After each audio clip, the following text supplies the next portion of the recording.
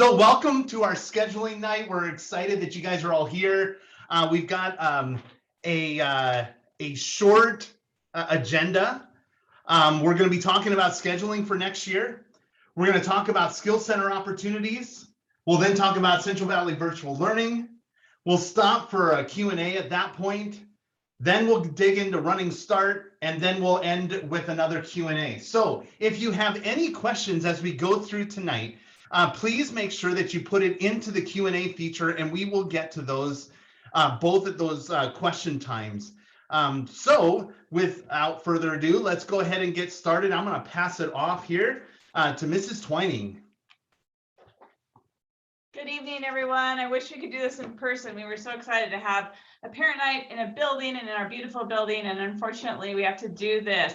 But we will give you lots of information tonight, and hopefully what we give you will be helpful and worth your time. This is kind of a new night. Typically we at other high schools, we haven't done this night before. And the real reason behind it is that over the last couple of years, we have been just bombarding with emails and website links and all kinds of stuff for our kiddos to register. And we haven't done our old-fashioned high school scheduling registration in a long time. So we want to take this time to gather everyone, slow it down a little bit, remind everyone how this works and what they can be expecting this spring. Basically, when we go to schedule for next year, that's for the fall of 2022, we will be asking students to review their graduation requirements. We'll be asking students to look through our course catalog. We'll be asking them to follow the plans as what is needed for each year, and then we'll ask them to go into PowerSchool themselves and select their course request. More on what that is in a second. This all happens this is specific to, I'm going to want to reiterate, this is for our current 9th to 11th graders. 8th grade parent night will be in March. So if you are a current parent of an upcoming freshman, this information is not for you. This is for our current 9th through 11th grade, but we're going to give you guys a whole night in March to help you through it as well. Okay, so for our 9th to 11th graders on February 22nd in advisory, there will be a kickoff. We will have an extended advisory period, and students with their advisory teacher will get on their Chromebooks, log into PowerSchool, log into the scheduling portion, and begin the selection of courses. Counselors will be assisting and helping them to know what they need to select, what their options are, and carefully guide the process. I'm going to explain that even in more detail in just a second. We will be emailing our off-campus students. That would be our Running Start kiddos, our CVVL kids, our New Tech, and SVT. So if your student doesn't have an advisory here, they probably have me as an advisory teacher, and this will be all sent through emails to keep them in the loop as well. The course request selection will then close on March 1st. And at that time, we put it all in the system and we verify all that we have to be sure that all our students have 6 courses for each semester next year in our system. And then after that, we get our 8th graders in. Let me show you exactly how this is done. If you did it with us last year, it's going to look super familiar. It worked well last year, and so we plan to continue doing it through our website and our online tools.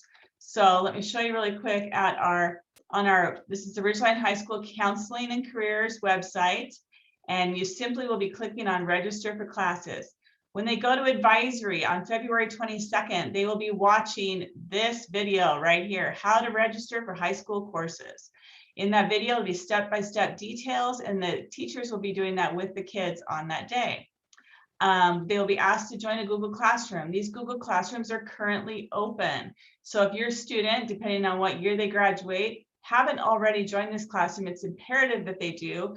This is how counselors communicate with all of our students by grade level. So I'm the junior class counselor, and this is my class. And if you're in this Google Classroom, you will receive communication from me about registration, but also about daily events and happenings here at school, including next year. It's really going to be important for graduation information, scholarships, and more. They will be using the course catalog, and that will be on right here on our website. There'll be a link here. It is not currently updated. We are in the process of finishing this up to have all the course descriptions ready for you and your students to peruse. In this course catalog, you can find graduation requirements, you can find 4-year plans for colleges, you can find what classes here at Ridgeline actually can count for college credit beyond, and so many more interesting pieces to the whole high school scheduling process. The most important part is it's full of all the course requests for our classes. And this is where the questions are, well, what should I take AP English Lit, or should I take writing and research for college? And you can go on in there and search those courses and find out exactly what they're all about and make a better decision that way. Then again, students will get into PowerSchool. They log into their PowerSchool account, and they need to do this on a computer to get the full process. To be able to see everything, they need to do it on a computer. It just doesn't work on mobile. So we advise everybody to be on a Chromebook or a home computer. And they will submit their course requests under class registration. Those requests will represent interests. And I'm going to talk a little bit more about that in just a minute. Then we'll also ask them to submit a Google form. We tell students that this form is just in case the whole system collapses, we want to be able to know what it is that you wish for. Also, as changes are made, sometimes we lose the beginning information. And so it's really important that we have access to that information. So they do online class registration through PowerSchool, selecting course requests. The system will only let them select 6 courses per semester, and it'll let you submit once you have all of those in. Until you've met all the requirements that we have set on there, they won't be able to submit their schedule. So it is very controlled and should be really simple to do. Any questions, of course, we're available. And then the Google form is pretty easy too, and that is going to be available when we get started on February 22nd. So again, this is the process, 1, 2, 3, 4, 5, and we'll be available to help along that. Now going back to the presentation, let's talk about those course requests. This is kind of what it looks like when they log in. And again, you should all be pretty familiar with this screen, as it is the way that we did it last year. You'll see here, excuse me, under language arts, there'll be a little check here. And if you see a red exclamation point, that means there's requirements there that have to be filled in. So a student with a parent or by themselves can click on the button there, and up come options such as this. This is a math option screen here, and it'll show you the options and you select. There are prerequisites set on this. So a 10th grader can't register for a senior English. It won't let them. They can't register for a class for AP calculus without the pre-calculus. We have parameters set on there. So again, to try to make it simpler for everybody. It goes through all the categories. We fill in a lot of information. So if you have questions or want to know anything, just look at the information that we have typed in there for you. Whoops, again, I flipped screens. This is what it looks like. Now, a note on course requests. We often do these, and then we often hear, my student or I didn't sign up for these courses. Course requests are based off a course catalog that we present to our community and to our kids. And we say, hey, these are our options. Once kids complete their course request, then we determine what classes can actually work. If we have interest in, say, mythology, a high interest level, that would encourage our administration to possibly find staffing for that and space for those kids that are interested. If we only had 2 kids interested in mythology and we don't have a staff member for that, we may be looking at moving those kids to a different option. So this scheduling piece that we do in February is vital to the way we staff and program here at Ridgeline High School. So be sure that your students are taking the time to be very thoughtful in the courses that they want to pick. Say your kid's been in band for 3 years and it's like, oh yeah, well, Mr. Parker knows we want band, and you just click some other things and get out. It doesn't work that way at this level. At this level, that would be one body down for band. So it's really important that we have the accurate numbers. So course requests can change, but they also can be affected by student and parents for the next several months. So we get our course requests in, our staffing and programs start to build here at Ridgeline. Some things we keep, some things we can't. We make adjustments, and then before the end of the school year, counselors, that's always our goal, to get really close to having schedules for kids. So if kids want to come down and talk to us about what they actually got towards the end of the year, we can talk about that more. If they don't, or maybe we're not done and they see in August that there's a class on there they're not interested in, these are all things we can continue to work through as we get to the final stage, which is usually a couple days right before school starts. Ideally, we hope kids choose courses that they're interested in and they get those courses, and we can run all these amazing programs here at Ridgeline. We're so excited because we're going to be about 1,400 kids next year, and the place is going to be hopping. So when you do course requests, just take the time to be sure that you're being accurate and being thoughtful of graduation requirements, which we're going to talk a little bit more about in this presentation. So that's enough for me. I'm going to, let's see, I'm looking at your questions really fast. We talked about signing up for classes, starts February 22nd. Are there 0 options? So far, the only 0 option for us is jazz band, but that could change. We don't know at this point. Theater production is a fine art credit. If they get credit for the theater production, that's going to be depending on if we offer credit for theater next year, which we are hoping for, and how to opt out to take Algebra 2 over the summer. That's going to be a more individualized question that I would recommend that you email your counselor on. That there are some variables there. So anyway, I appreciate your attention and appreciate you being here tonight. I know it's hard to get on these. Here's Megan McMurtry for what's next. Oops. Hi, everybody. So I'm going to take a brief moment to chat about some unique scheduling opportunities coming up. The first opportunity is for juniors and seniors. These are our skills centers. Spokane Public Schools offers the New Tech Skills Center, and Spokane Valley Tech is through our district. And both of those programs are half-day programs. And they are geared towards students who would like to learn a particular skill. Typically, they're not our students that are going towards a 4-year college. And so I will let you see what programs are available at each of the skill centers. But first, I kind of want to show you what it will look like if your student chooses to go to one of the skill centers. They will spend half of the day at the skill center, and they will earn 1.5 credits for the work that they complete at the skill center. And then they will come back to Ridgeline and do their core classes, such as language arts, math and social studies, or a science. If your student is involved in a particular program, such as band, or even courses like the DECA courses or something like that, those programs are really hard to work in, as you can see, if they go to the Skills Center. So your student might have to make some choices when it comes to that, but these are great programs.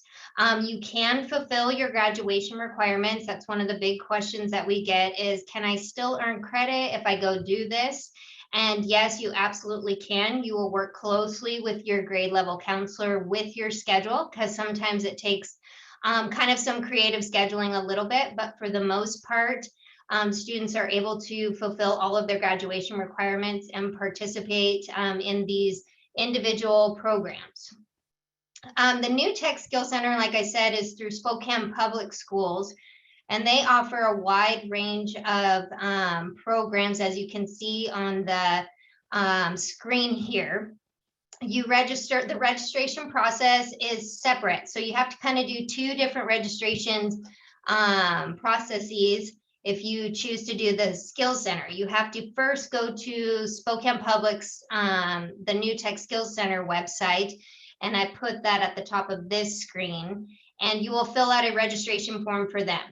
Also, you have to, when you go into Power School, like Kara Twining was talking about with our registration process, there will be a way for a student to select New Tech or Spokane Valley Tech as an option. And that would be like them selecting 3 classes. And then they would choose their core classes again, which language arts they want to take, which science they want to take, which math they want to take.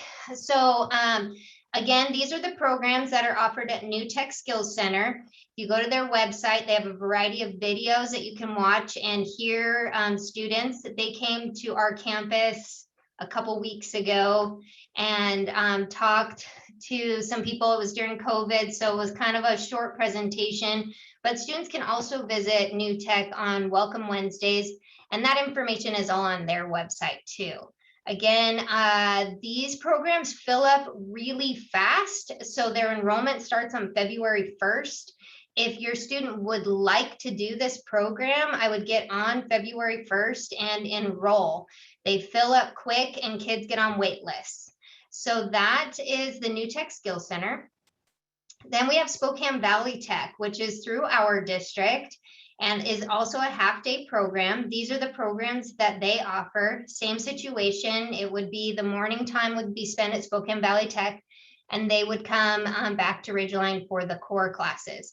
2022 enrollment is now open, and you can find their registration process. Again, it's a 2-part registration process where you will go onto their website and fill out their registration information, and then you will also register for Spokane Valley Tech on PowerSchool. So those are the 2 New Tech Skill Center opportunities, excuse me. And these are available only to juniors and seniors, but it's always good for 9th and 10th graders, if this is something they're thinking about down the line, to talk to their counselor about how to kind of get in all the classes that they need to before their junior and senior year. Central Valley Virtual Learning is open to all grades 9 through 12. It is our district's online option. Students can take up to 6 classes through Central Valley Virtual Learning. We have some students this year taking their classes all online. Registration information can be found at CVVL's website. This is a district program, so you can find it on our main webpage under schools. Just for clarification, CVVL's courses are not NC2A approved, so this could impact any student wanting to play sports at the collegiate level. I also want to make sure everybody understands Central Valley Virtual Learning is very different than online learning that we did last year. And so a lot of students kind of expect that there might be maybe Zoom meetings or Zoom instruction. And these courses are pretty much self-paced, and most of them use a different curriculum than what we use in our schools. So typically there is a commitment, a 1-semester commitment. It's very hard to bounce back and forth between Ridgeline and Central Valley Virtual Learning. So just want to make sure people understand this is a great opportunity for students who want to do some online courses. You can take a total of 6 courses through our district for free, meaning if you were to take 5 classes at Ridgeline and 1 class through Central Valley Virtual Learning, you could take that online class for free. If you were to take a 7th class, meaning 6 total classes at Ridgeline and a 7th class, such as Algebra 2 or something like that, you would have to pay for that course. All of that information is available on Central Valley Virtual Learning's website. Also, Central Valley Virtual Learning does offer summer school courses that you can take for advancement. So I think we will now kind of take a break before we start with our Running Start information. We shared a lot about registration, our website, and a lot of other things. So I'm going to pass it over to Corey to kind of field some of the questions. All right, so let me kind of look through these. So we did say when they were going to sign up for classes. Let's see, limit to number. Oh, is there a limit to the number of AP classes? No, there's definitely not a limit to the number of AP classes. It's all on what you can actually fit into your schedule. So it's not that we would normally recommend a student take 6 periods of AP, but if a student really wants to, they can. So let's see. Oh, and I just want to give a little shout out, Ms. McMurtry. What somebody said, best counselor ever, McMurtry, hashtag McMurtry rules. So, you know, so that's great. When they register, are the senior requirements in the registration? The senior requirements for this year's juniors will be listed in there. Absolutely. So, so yes, that will be listed. Let's see what else. Does a district provide transportation to the skill centers? So the answer is yes. I will say that when the district provides a transportation, the students for New Tech Skill Center will end up getting there a little late and they'll have to leave a little early. The Skill Center knows how this works. In fact, it works that way for a lot of their programs, but we do want you to know that. We also do have several students that go there and sometimes they'll carpool together. As long as they're safe, they're able to drive themselves. But yes, we do provide transportation. What about college and the high school for AP courses? So we actually currently, I don't know that we have any classes that are college and the high school except for maybe the Spanish 3. AP courses, if you take the exam, you'll earn college credit if you pass the exam. We also have some CTE dual credit classes like our graphic arts class, and we'll be adding more of those. But currently we don't have other college and the high school. Since we're so new, we have to actually go through the process of applying for all of those things. So we're actually doing that. Can you take CVBL classes over the summer? Yes, we do offer some CVBL classes over the summer. So it is limited. It's not the full CVBL offerings. So, but we will offer that. I think, when does the CVBL course, summer courses become available? It's usually not until after spring break. Yeah, so it's right around spring break time. Start looking on their website. Their website is cvbl.cvsd.org. So that's when you'll actually find out about that. Do we offer a business math class? We do offer a class called quantitative financial math that is kind of a business math. We also offer AP statistics, which definitely, like if a student goes to college, they want to have a statistics class. So we offer that. We may be offering a personal finance course. That would be, which one is for senior only? Quantitative financial math is a senior only class. So those are the classes that we offer. We may offer a personal finance class. That depends on student interest and staffing. All right. So with that, I am going to jump into Running Start. Okay, so I know that Running Start ends up being one of those topics that has a lot of questions and it requires a lot of planning. So I'm glad you guys are here. If you're here for the Running Start information, I'm glad you're here for that purpose. If you are a current freshman or the family of them, you're welcome to stay and hear the information, even though you can't apply into Running Start for next year because it is only a junior or senior program. You can stay for the information, but you can't apply for that for next year. For those that are current sophomores and their families and current juniors and their families, this information, if you're considering Running Start, is going to be critically important. So let me give a couple reminders up front because I think it's really important to kind of have this part of the conversation. Number one, Running Start is not a high school program. What I mean by that, it's not built for high school students. It is basically college taken in the high school. So that means that when students encounter curriculum in Running Start, it is for adults. It is not for minors. They are around adults at the college.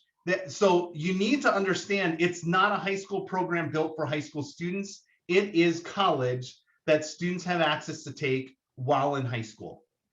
The other thing I want to make sure to emphasize is Running Start is not for everyone. What I mean by that is a student should be very prepared to be self-reliant as they go through this process.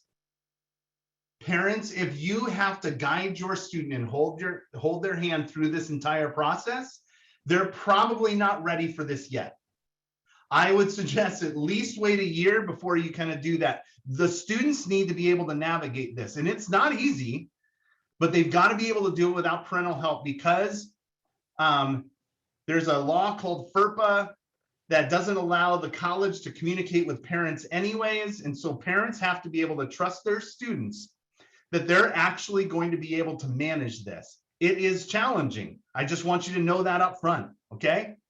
The other thing is, and this is kind of hard for some parents to kind of grapple with, is that a student needs to be prepared to be around adults who are engaging in adult activities. And hopefully that those students will not engage in those adult activities. I hope that that part makes sense. I hope I'm not being too vague, but these are adults that they'll often be in classes with, whether at Eastern, Spokane Falls Community College, or Spokane Community College. So the students have to be ready for that. And then also the students need to be prepared for a lot of homework. It won't always happen. Some of the classes end up being fairly easy to navigate through and to actually be able to get a really good grade. But there are some classes that are just super challenging and will require more work than what a high school student sometimes has ever put in. I think particularly like the first time a student takes a chemistry class in college, it oftentimes kicks their butt. So they need to be prepared for a lot of homework. The other thing that I want the parents and students to understand is that each grade earned at the college in Running Start impacts your high school GPA. You don't get to say, hey, can I just not put that on my high school GPA? I mean, my high school transcript. No, everything goes on your high school transcript. And so you need to be prepared that it's going to impact your GPA. Second of all, though, each grade that earns at the college impacts your permanent college GPA. Meaning that when you go and transfer after you finish high school Running Start and you transfer somewhere else, those grades, every one of them will end up going with you. And if you get really low grades, that could impact the potential to earn future financial aid. So please make sure that you're making those things very serious. I mean, you're making that decision very carefully. The student has to be ready to be in college, not in a high school environment, but to be in a college environment. They need to be self-reliant. They need to be ready to be around adults. They need to be ready for a lot of homework, and they need to be ready to be able to handle the workload to keep their grades up. All right. So a lot of people say, is Running Start free? And the answer is yes and no. The student is responsible to pay all fees, books, and transportation. We don't provide those. We don't provide transportation to Running Start. So we have no school buses that will go to Spokane Community College, Spokane Falls, or Eastern. There are some public transportation that go there, but we don't provide that. The other thing is the fees can get really expensive. At the community colleges of Spokane, those fees can start at about $130 per quarter and go up if you take certain classes that have like lab fees. So you have to be prepared that every quarter you're going to be paying those. Also, at Eastern Washington universities, those fees, they depend on the classes that you take. So some quarters you'll have practically no fees, and some quarters you can have a lot of fees. So it all depends. So just know that the student pays for fees. They also pay for books because you don't get those provided by the college. You have to buy your own books. And yes, of course, there's ways to be able to cut those costs with, renting them or borrowing them or going in with friends and all those type of things. What the high school does pay for is the tuition. But there's a maximum number of credits that you can take. A full-time college, and the maximum number is 15 credits. It is about 3 classes. A student, if they're taking 15 credits, can take 1 high school class at the same time. But if you take a second high school class at Ridgeline, we get, then that lowers the number of college credits that they can take. So if they take 2 classes at Ridgeline, that means they can only take 12 college credits. They take 3 classes at Ridgeline. That means at the Eastern Washington University, they can take 9 credits. At community colleges of Spokane, they can take 10 credits. So what we typically recommend students is if you're going to go into Running Start, you should get the maximum number of benefit out of it. So you should take 15 credits and try and only be here for 1 class if you need to. Now, there are certain circumstances you can talk to your grade level counselor about. That is, if you need to take other classes here, you can do that. It can just make things a little bit more difficult. So student pays for fees, books, and transportation. High school pays for the tuition. Now, a sample schedule that you might see while going through Running Start would look something like this. First of all, if a student hasn't taken Algebra 2, they can't take a math class at Running Start until they've completed that here. So the student might stay here for Algebra 2. We try and put it in the schedule for like 6th period. So they take a 6th period Algebra 2. That gives them most of the day to be able to take their Running Start classes. Then, as you see here, each quarter, those classes change. And sometimes you might take, like this one, you take a Political Science 202, which is US government. That's a senior class. Sometimes you'll take that the first quarter. US history, there's one class to take, and so you'll do that. CWP is here. Your English classes are here. If it's a music class, you can take your art credits there. I will say when it comes down to PE classes, if you still need PE credit, we'll have to work on getting the right number of credits, because their classes are not always 5 credits, which comes back to 1 credit here. So we sometimes have to combine a couple of them together. So that would be a kind of a typical schedule. But ultimately, the scheduling is on the student. The high school doesn't choose your classes. The high school doesn't, they don't really, we don't guide you through that, because the college are the expert in the college classes. So what we tell the students is what you need to do is constantly be looking at what requirements that you have left to take. Look at the course equivalency guide, and I'll tell you where to find those things in a second, and then choose the classes that meet those graduation requirements. After you've met all your graduation requirements, have at it with other classes, but meet the high school graduation requirements first. Now, what are some pitfalls for Running Start?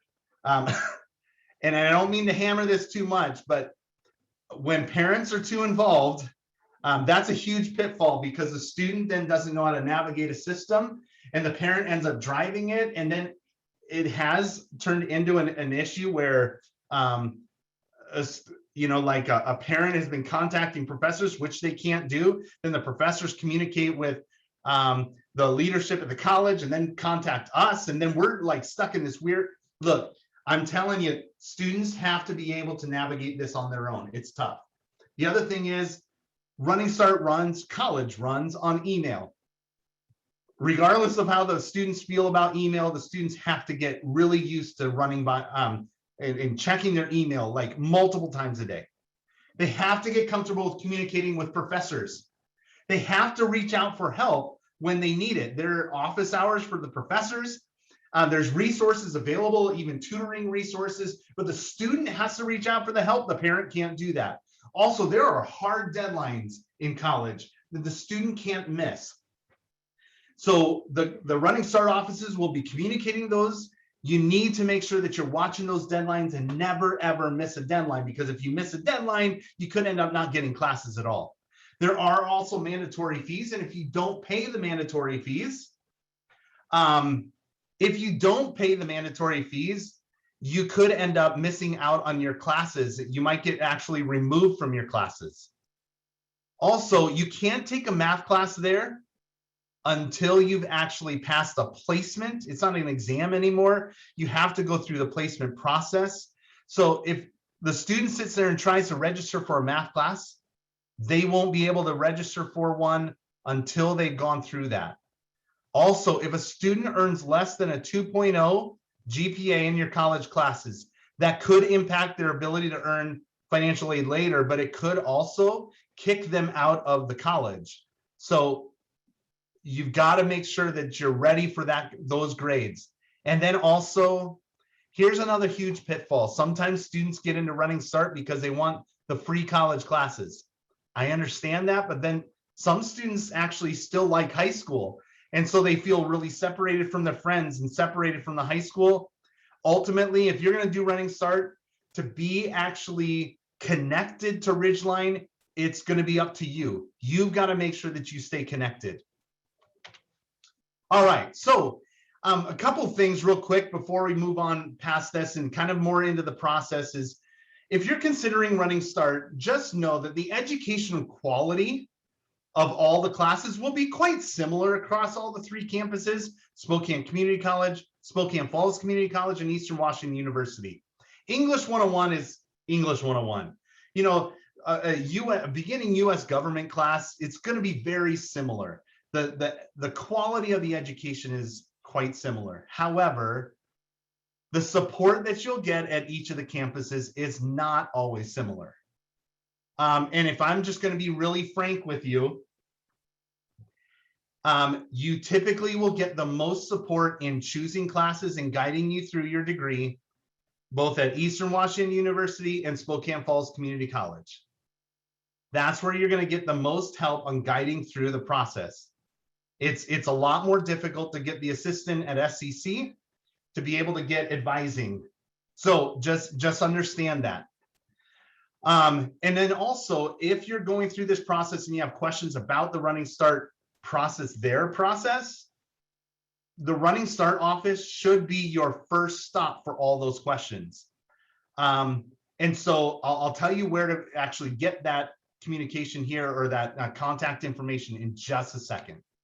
One last thing I wanted to make sure to mention is about COVID. I know pretty much everyone is tired of hearing about it, right? I get that. So when COVID kind of happened, it has precipitated a large number of online class options, which is great for some students, but virtual classes have become really prevalent at both Eastern Washington University, Spokane Falls, and SCC. So sometimes you'll have to end up taking an online college class in order to actually fit in all your classes, because there just are not enough of them for the student there aren't enough on-campus sections. And then the last thing, COVID vaccines are required at all 3 college campus, or an exemption needs to be filed. Running Start students, even though they're minors, are not exempt from that. They still have to complete the same forms, either to show proof of vaccine or to show an exemption form. There's no way around that. That's just a college process that Running Start students unfortunately have to follow the exact same college process. So I'm sorry for that if that's a touchy subject, but it's just the reality. All right, so let me go. I'm trying to watch my time. And let's talk about the process. So if you end up after all of that and you're saying, yes, I want to do Running Start, this is what you're going to do here at Ridgeline High School. First of all, know that everything starts in Google Classroom. So if you are watching on a laptop, or if you're watching on a phone, so like if you're watching on a laptop, get your phone ready to snap a picture here in just a second. If you're watching on your phone, get ready to do a little screenshot. Because if the student is interested in doing Running Start, they need to join this Google Classroom. So the code's there on the screen. This Google Classroom is where they're going to do the rest of the process at the high school, because it's not a paper pencil process anymore. So the basic steps, again, it starts in Google Classroom, is you're going to go through step 1. And in fact, in Google Classroom, it's listed out step 1, step 2, step 3, step 4. Step 1, you'll watch a video, you'll complete a form. Step 2, you actually complete an agreement form.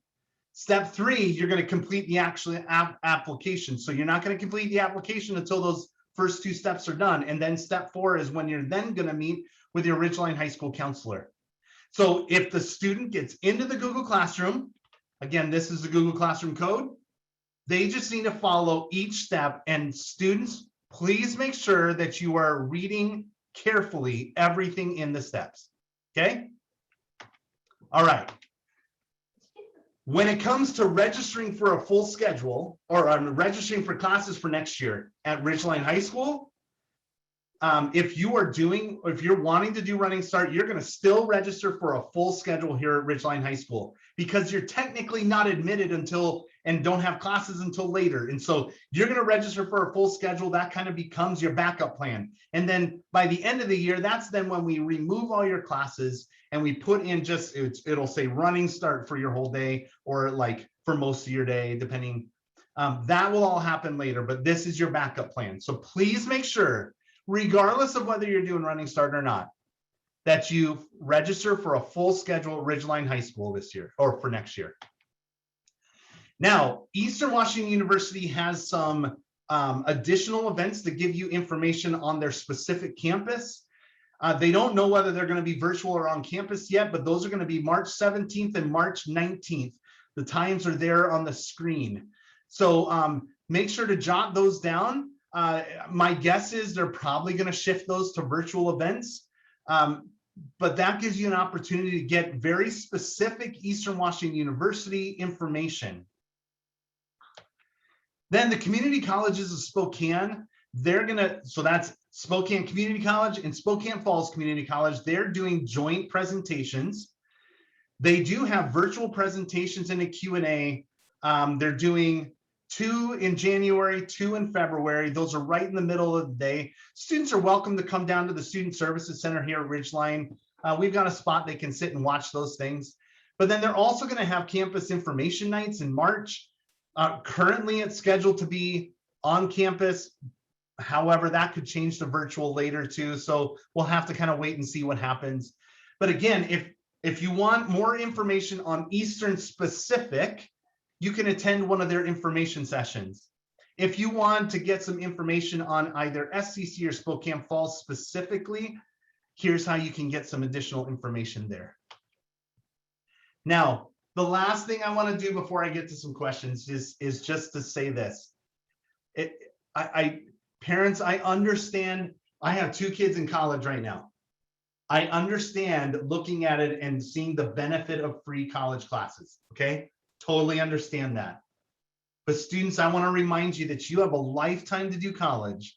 You only have 4 years to do high school. I would highly encourage you to not miss out on the opportunities that you can have in high school and to kind of face that more permanent, high stakes environment of college. You need to make the best decision for yourself.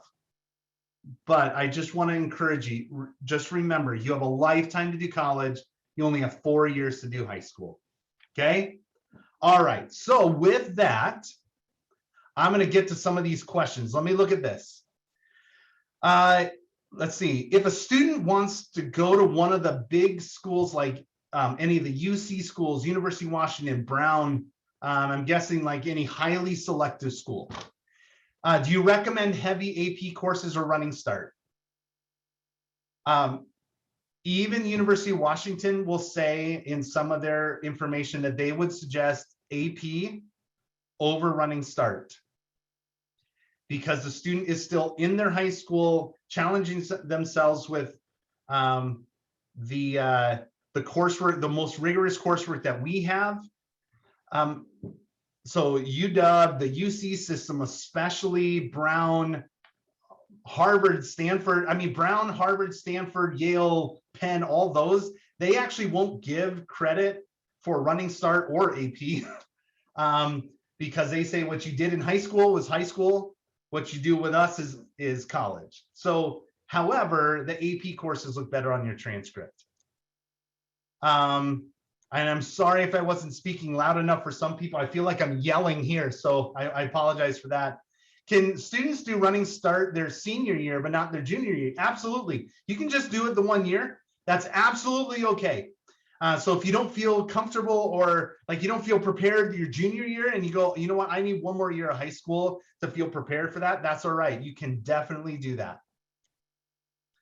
Are the colleges requiring COVID vaccines for Running Start like they are for regular students? And I hope I answered that. Yes, they are requiring documentation of that or an exemption.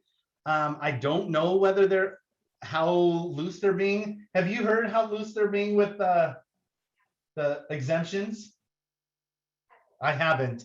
So I don't really know that. I'm sorry. If you're, yeah, so I can't fully answer that. You can always ask the colleges that. So how would this compare to AP courses? Well, AP courses are the hardest things that we have to offer, and they're college level, and they're pretty universally accepted across the country, anywhere the students go. If a student takes a Running Start class, It depends on the class of whether it goes everywhere, but a lot of them do. Most of them will transfer. So if you're transferring to most schools, it will transfer fine. The highly selective schools are the ones that end up being the hardest. So I would probably tend to say the AP courses are a little bit more difficult only because you're taking them in amongst 6 classes. When you're taking a college course, you're only taking 3 at a time. So it's not that it's more difficult, it's just it might feel. Would you guys agree with that? What was that course? So in terms of the difficulty between AP and Running Start, they're quite similar. AP though will feel harder because they're taking 6 classes at a time. Okay. Will the presentation going to be available later? Yes, we will end up, we are recording this and we will end up putting that out in case you missed anything. So absolutely. We will have this presentation available, which has the Google Classroom code. I'm sure that we'll probably put that out to students because again, the students have to be able to navigate this process. So we will send out that information through Google Classroom for that as well. What time do the majority of students need to be attending school by? Okay, so I'm going to guess what that question means is like, what time does that usually start in Running Start? So if that's not what you're asking, you can put in another question. It all depends on the student. So some students register, they sign up for classes like 10, 11, 12, 1, like because that's when they don't want to get up really early. And I have other students that will always sign up for like that 8 o'clock class because they want to get school done as early as possible. It really all depends on the student and the classes that they take. Some of the online classes are what's called asynchronous, where they kind of work on it at their own pace during the week, and they might have videos to watch and assignments and all that. But some of them are also synchronous, where they have to end up logging in at a certain time and watching live lectures. So it honestly, the timing of Running Start is just all over the place. All right. Okay, so I see one thing about one question about somebody's record from another school in another district. I just want to encourage you, reach out to your specific counselor.